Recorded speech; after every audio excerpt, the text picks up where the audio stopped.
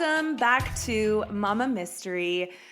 This is your host, Kelly, and this is my co-host today, Austin Evans. Dun-dun-dun, dun-dun-dun. All right, so let's chat. Okay, go ahead. You want to say something? No, about what? What do you want to chat about? What do you want to chat about? You said it. You were about to talk. Nope. Before I so rudely interrupted you. Go ahead. Tell me what you want to talk about. This is your cast. Go ahead. And that's right. Anyway, today I have the option of telling you two different stories, okay? Mm-hmm. So today you're going to pick which one you want to hear. Mm-hmm. One of them is a little bit more lighthearted and funny. Okay. And the other one is a little deeper and darker. I'm going for lighthearted and funny. Could have seen that coming. All right, well then you chose it. First, we are going to dive into the case of Dalia and Mike Dippolito. Dun, dun, dun. So, today, we are talking about a true crime case quite literally made for reality TV. It has everything from sex and partying to cold-blooded sex murder. And rock and roll. And the drama all played out on TV. No, this isn't a scripted story. This is, in fact, a true story that started on August 5th of 2009. So listen up, and Mama Mystery is going to give you the murder history. You've been just holding that in your pocket. So eager to say that it. That right there is a tagline for the podcast. Mama Mystery with murder history. All right. So we're at June 9th. August 5th. August 5th. Come on. We're already off to a rough start. No, you weren't listening. No. You weren't listening to what you said. August 5th of 2009, okay? We're there. Mike and Dalia Dippolito, okay? That's where the story begins. But before that, before we get to that summer day in 2009, we have to start from the very beginning, okay? So... Exactly. Or rewinding time. I caught what you dropped there. Ooh, okay. The first cast member of this made-for-TV drama is Dalia Dippolito. Dalia was born on October 18th of 1982. She comes from a very close-knit religious family. You can look her up if you want. She hooked? You tell me. See for yourself. What's her name? Dalia. I don't even know how to spell that. Dalia. Oh my gosh, I was way off. Dalia. Dippolito. Dippolito. Dippolito. Let's see. Okay. Is she hooked? Not there. Decent there. Whoa, not there. Bad mugshot. Okay, now don't look at too much before it's all given away. Okay. I just see her in court. So her father was Egyptian and her mother was Peruvian. And when she was 13, she moved to Boynton Beach, Florida with her mom and siblings. Growing up, she lived in a gated community. Boynton Beach is located within Palm Beach County, which is where Donald Trump's Mar-a-Lago is located. And also, if you'll remember from a past episode of Mama Mystery, we talked about Jeffrey Epstein, and he too lived in Palm Beach County. But this area... Go back and listen to the Epstein episode if you haven't, because it's awesome, it's underrated, and it didn't get enough attention because it was a baller episode. Thank you. So this particular area of Boynton Beach was a more typical American suburb with mostly middle-class, blue-collar workers. Dalia described herself as being a very bubbly, outgoing person who is friendly and family-oriented. She described her life growing up as very family-oriented as well, with lots of family trips and family dinners. She was a very cute little girl who grew up to be attractive, I guess. But she had a severe speech impediment, which may have taken a slight toll on her self-esteem. My mama said that. It wasn't a stutter. No, I don't care. I'm not making fun of that. It's the water boy. Yeah, I got that. I'm just telling you, it wasn't a stutter. It was actually like a really hard lisp. She didn't pronounce her S's very well. Got it. Or couldn't, whatever. Sorry, Dalia. So when Dalia became an adult, she tried to get a job in real estate, but soon learned just how hard it is to make a living in real estate. So she grew impatient. She knew there was money to be had in that field, but she wanted the money now and didn't want to have to wait. So she decided to use her sexuality and good looks to make a quick buck and began working as a call girl. Ooh. She created a profile on Eros.com where she meets Mike Dippolito. He was looking for an escort to keep him company for the weekend, so he ordered her much like someone would order from Uber Eats. Dalia's first impression of Mike was that he was charming, but other people would describe him as kind of a gym rat, not so bright, spent a lot of time at the gym working on his muscles, but he was still like a very likable guy. He just kind of maybe came off as a little bit of a tool. Mike had Like me. not like you. You're not a tool usually. So Mike had a difficult upbringing, and it was very important to him to be liked and feel loved. So when he met Dalia and they seemed to click, he fell in love quickly and very deeply. But there was one obstacle they'd have to overcome, and that was Mike's wife. Oh, I can already tell where this goes. I don't think you can. It's going to shock the hell out of you, I promise. Let's go. Not only did Mike have a wife, but he had a somewhat tumultuous criminal history. He'd spent time in prison for running a boil room stock operation. It was much like the Wolf of Wall Street. He would cold call people, convince them that he could get them a huge return on their investments when he was really just investing in penny stocks. And he essentially was just ripping off people and taking their money, which made him quite a few enemies along the way. Mike would later plead guilty to organizing a scheme to defraud, unlicensed telemarketing, and grand theft. He served 2 years in prison and was put on 28 years of probation. And he was also ordered to pay restitution of $191,000. Yes. So now we have this ex-con and his call girl girlfriend in this whirlwind romance. It's new, it's hot. Apparently, the sex was just out of this world, according to Mike Dippolito. It's basically like a modern-day fairy tale, right? Except Prince Charming is married and has a criminal record, and the princess is a prostitute. So it is a modern-day fairy tale, but it's not. Mike ends up divorcing his wife and marrying Dalia just 6 months after they meet. They rushed to the courthouse without telling anyone, even their family.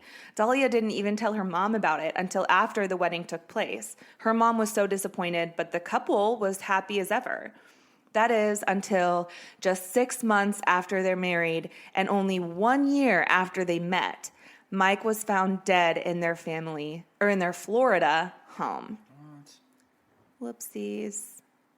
Curveball. So, we've caught up now to August 5th of 2009. Dalia gets up super early to go to the gym. Mike is still in bed, and as she says goodbye, she offers to grab them a Starbucks drink on her way home. About an hour or so later, Dalia gets a call from an unknown number, and that person leaves a voicemail. It's an officer with the Boynton Beach Police Department asking her to return his call as soon as possible. She abruptly ends her workout and calls him back. He asks her to return home as soon as possible, but he won't tell her why. He just says he'll explain everything when she gets there. So when she arrives home, there are police cars littered on her street, and the hit show Cops just happens to be filming there as well. So they catch her on camera returning home. She pulls up, walks up to one of the officers, and he asks if she is Mike Dippolito's wife. She says yes, and he says, "Ma'am, we were called because of a disturbance at the home and gunshots were heard, and I'm sorry to inform you, but your husband has been killed." Dalia completely loses it. She almost collapses with grief into the officer's arms. She's crying, no, and is completely hysterical. They encourage her to calm down so they can take her to the station for questioning because time is of the essence here. And if This they're immediately happened? Yeah, like immediately upon her arriving home. See, I don't understand. Can I just call it? Yeah, go for it. If I heard somebody died immediately, like, I can't process it fast enough to just lose it. Mm-hmm. Well, and I think people handle things differently. You know, you always hear that people handle grief differently. But before they were even able to get the word killed fully out of his mouth, she was already like collapsing into his arms, like so upset. I mean, she pulls up on this scene. She sees all the cops. She understands something has happened. Mm-hmm. And, you know, so I'm sure she was already worried when she pulled up, right? Okay. So anyway, they take her to the station for questioning because time is of the essence. And if they're going to find out who did this, then they need to get as much information as they can, as quick as possible, right? Mm-hmm. So they get her to the station. They take her into an interrogation room. And in most, if not all, interrogation rooms, there are usually cameras up in the corners, like recording the entire interview. And for some reason, she tells them she doesn't want to be videotaped. But the officer tells her, well, you are being videotaped. So it's like kind of weird that's her first reaction, like, you know, my husband just died, but please, I don't want to be recorded. I don't know. It's kind of weird. Mm-hmm. So anyway, she's very upset, crying that they wouldn't let her see her husband. And they're trying to be compassionate with her, but they also want to get to the bottom of this as quickly as possible. So they're asking her if there's anyone who would want her husband dead. She tells them Mike is on probation for stock fraud. She tells them that Mike was just about to get off probation early, but that the people he had scammed were unhappy about that. So she's essentially suggesting that maybe someone he owed restitution to could have gotten revenge on him, but she didn't really have any specific details or names. So then she tells the investigator that he was a recovering crack addict and alcoholic, and that he had a very regimented schedule. He would get up every day, go to the gym, go to Starbucks, go to AA, but that morning he didn't go to the gym because he was recovering from a recent liposuction surgery. So apparently we can afford to get lipo, but not pay back the victims you've defrauded. Like, your priorities are a little weird. So anyway, it's odd to me, though, that within moments of hearing that her husband was murdered, she starts airing all of his dirty laundry. But maybe she really is just trying to help them get to the bottom of this. Maybe she knows that he has a sketchy past that has caught up to him. The investigator says he's going to call the officers at the scene to see if the house appeared to be burglarized. And when he returns to the room, he has one more question for Dalia. He asks if there were any issues between the two of them. She assures him that there was no drama, no problems in their relationship. Everything is like hunky-dory in their marriage. But then police learn about another man in Dalia's life. Years prior to meeting oh my God, I almost said Dyke. Years prior to meeting Mike, Dalia met a man named Mohammed Shihada. I'm not really sure. I think it's Shihada. We're going to call him Mohammed. We're going to call him Mohammed. When she walked into the convenience store that he owned, they struck up a friendship over small talk, and eventually that friendship blossomed into a more flirtatious and sexual relationship, but they were never really official. Even as Dalia dated other men, she still kept in contact with Mohammed and would often turn to him to vent about her dating woes. In July of 2009, the month before the murder, she reached out to Mohammed and vented to him about Mike. She tells him that Mike was abusive and controlling, and she really wanted out of the marriage, but she knows that a regular divorce will not suffice. She needs him out of her life for good, so she turns to Muhammad for advice.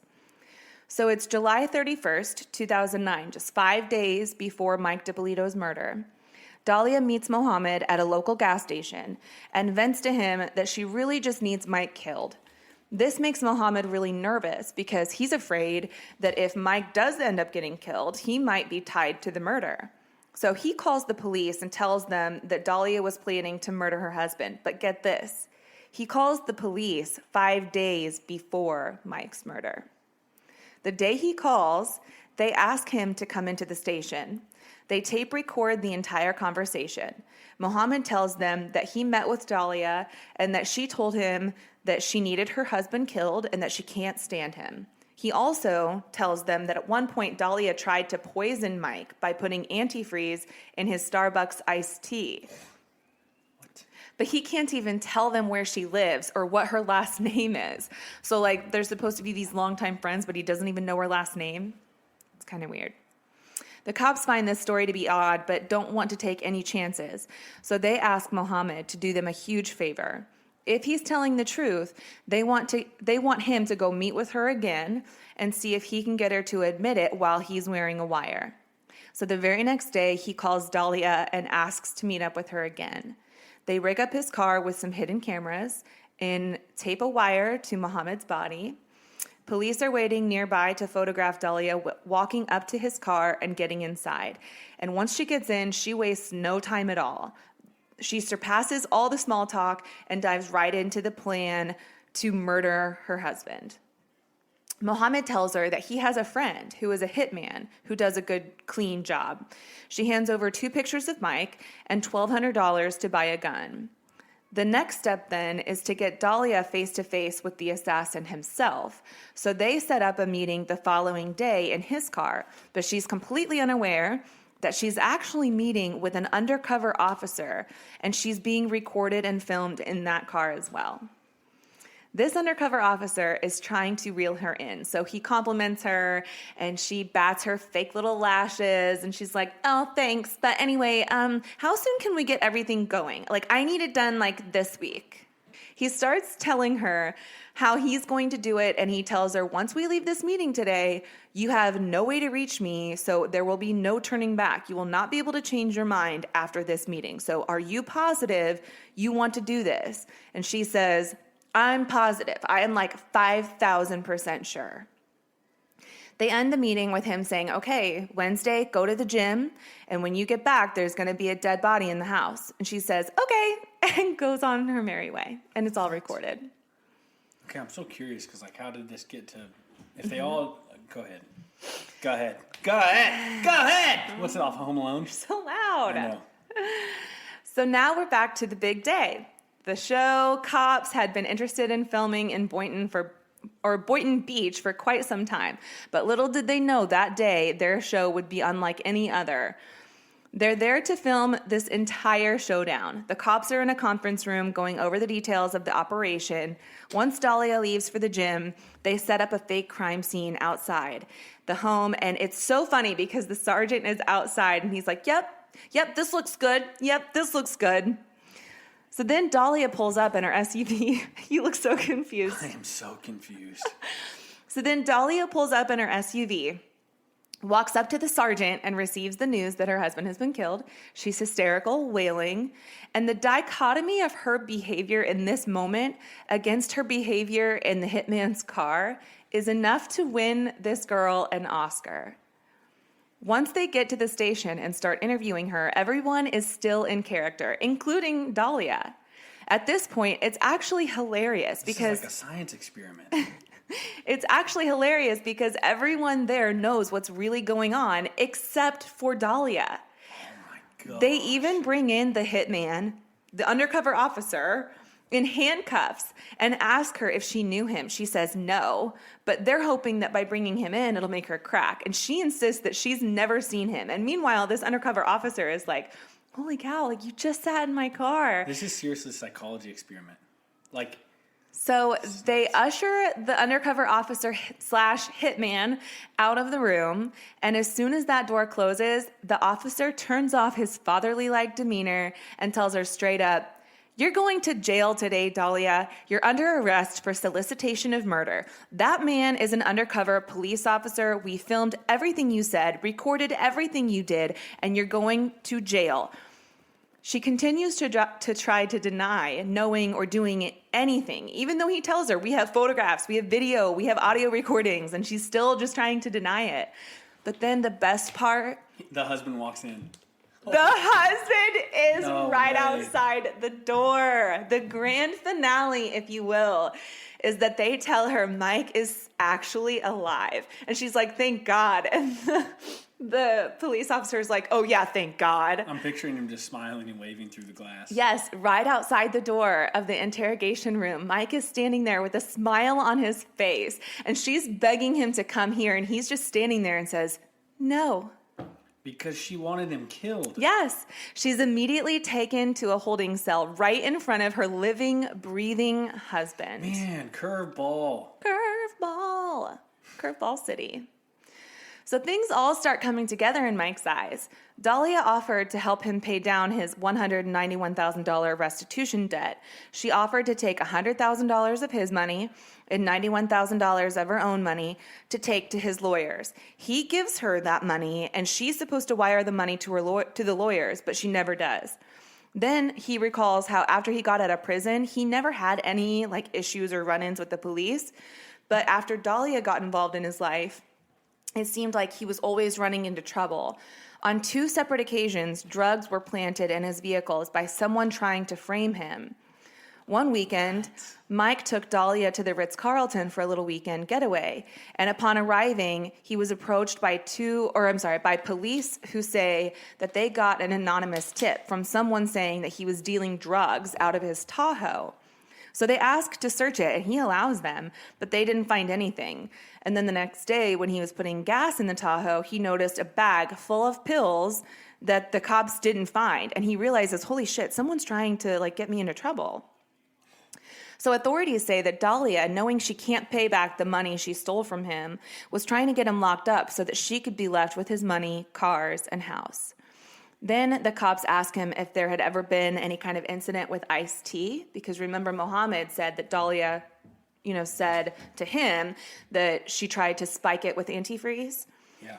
And it's like a light bulb goes off, and Mike realizes, holy shit, there was a time she came home with iced tea, like she often did, except this time he took a sip and it tasted so off that he spit most of it out and didn't finish the drink, but he was sick for 2 weeks after that. So Mike begins to realize just how close he was to his demise. So anyway, after Dalia is arrested, she tries calling Mike from jail. She doesn't even offer an apology. Instead, she's begging him to come to the jail because she needs to get an attorney. He says, why would I do that? You tried to have me killed. And she's saying, it's not true. That is not true. And he says, I heard your voice. I saw your face. How can you tell me it's not true? And she has the freaking audacity to say, Mike, I love you. Don't do this to me. I'm sitting here and everybody's treated me awful in here. You deserve such good treatment. I mean, how delusional must you be to think that, I don't deserve this? This is weird. So weird. So Mike never did help her get a lawyer, but he did offer her some advice. Speaking from experience, he told her to just lay low because she's going to be in there for a while. During the trial, the prosecution brings in some of the men in Dalia's life, including one of her ex-boyfriends, who helped her plant the drugs in Mike's truck. He even has text messages to prove it. Not only that, they're talking about all the X-rated things they're going to do after Mike goes away again. So it's really hard to combat the fact that Dalia had big plans, and the foundation of those plans was self-centered greed. However, Dalia's lawyers come up with such a wacky defense, claiming that both Mike and Dalia were just acting the whole thing out because they wanted to be famous. That this was never a plot to kill her husband, but that it was all just an act, and that Dalia was merely acting in all of those videos. They claim that this was all Mike's idea, that it was just a stunt that they had planned together in an attempt to catch a producer's attention in reality TV. But there was no evidence to corroborate that theory. Even when she's being told in the interrogation room that she's going to be arrested, she never comes out once and says, this was all a joke, this was all planned by Mike. It was clearly made up by them in their legal defense. Yes, and not only that, but then how do you get this undercover officer to get you in the car when you have no idea that he's an officer and there's tapes in the car? It makes not one iota of sense. They had to just pull whatever they could think of, which was nothing. Which was embarrassing. And at what point does her defense attorney come up with this ridiculous plot? How offensive is this to your profession that you're we got to think of anything to get you out? We're going to make it like it was a movie. I mean, seriously, it is so silly. That's your job. That's your job.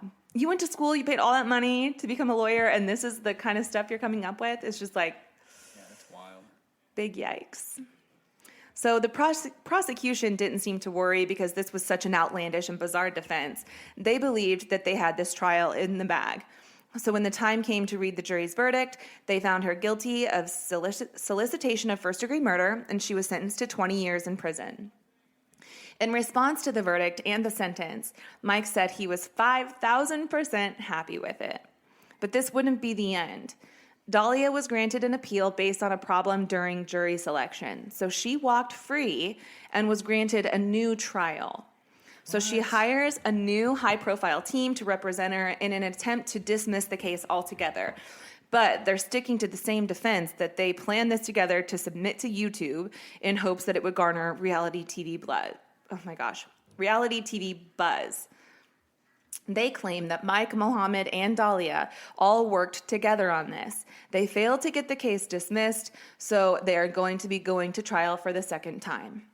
This time, however, they're dropping the reality TV plot, and instead, they tried to place blame on the Boynton Police Department, Oh my God. chastising them for whipping up such a frenzy for the cops' TV show. Her defense claims that they tossed Dalia under the bus to make this more than it ever was in an attempt to make good TV. And not only that, but they tell the jury, if you send her away to prison, you'll be separating her from her infant son. Because that's right, somehow, Dalia was able to get knocked up while she awaited her second trial. Not by Mike, but by an appliance repairman Gosh. that came to her house to fix an appliance and left with a baby mama. Oh my goodness. And then I wrote a little quip. Are you ready? What's a quip? He wasn't the only one getting his pipes cleared, worked on. That didn't go as planned. You catch my drift. You catch it.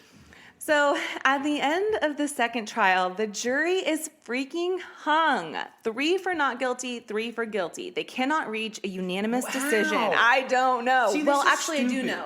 I do know, and I think it's because the second trial, the prosecution chose not to put Mike Dippolito on the stand. And I feel like that was a detriment to their case because they couldn't humanize this trial to like really, But they had the videos and everything. I know. See, I I know. think that's stupid. I know. So the judge declares a mistrial, but the prosecution says they're going to try for a third time.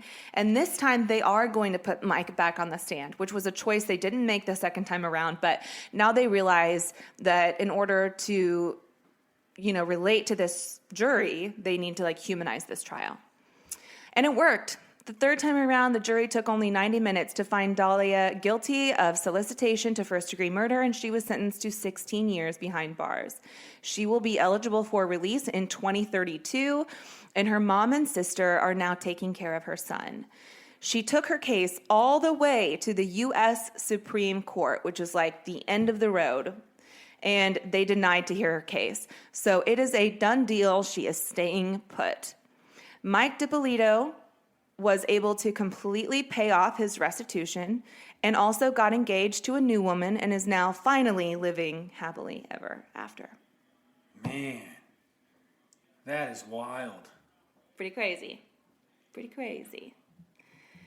These hoes ain't loyal. That was a song playing through my head every time. So is there documentaries on like Netflix and stuff on this? I don't think there's anything on Netflix, but I YouTube? know like there's plenty on YouTube. I think Dateline did an episode on it, or 2020.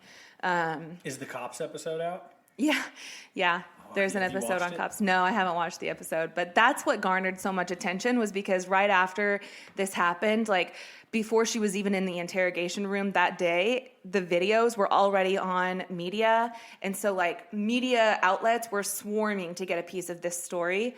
So, I mean, she had no chance. Like, So did the cops that aired, did it tell the backstory to it, or just? yes. That's crazy. Yeah, That's they already had a awesome. heads up. Yeah. It was so cool to see the police like in the conference room kind of detailing all the like exactly what was going to happen, how it was all going to go They were down. working with it just like a TV show, except it was Yes. real. Except it was real. This woman really did try to get her husband killed. What a crazy, crazy, crazy thing. Yeah. Anyway, it's kind of funny. I say lighthearted because no one actually died. I like And she this was one. just an idiot. No one died. Nobody died in this one. This was Mama Mystery with the fake murder history. Yeah. Maybe. I don't know. Fake murder. Yeah, I guess. Yeah. So anyway, Friday, we will be coming out with an episode on Susan Powell. I'm going to be Freaky Friday. I'm going to be releasing episodes every Murder Monday and every Freaky Friday.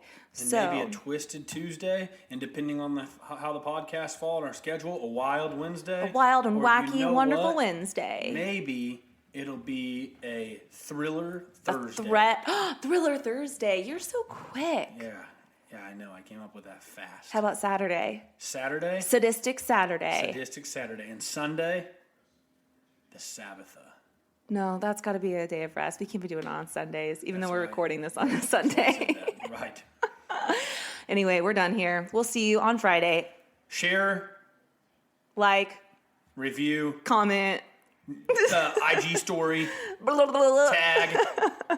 Just do all the things. Thank you. Love you. Bye. Bye.